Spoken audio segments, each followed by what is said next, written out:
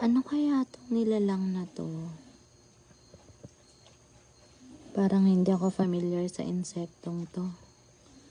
Meron akong bisita for tonight's video. Pero hindi ko alam kung ano to. Kumakaway-kaway yata sa akin. Parang ngayon ko lang nakita tong ganitong nilalang.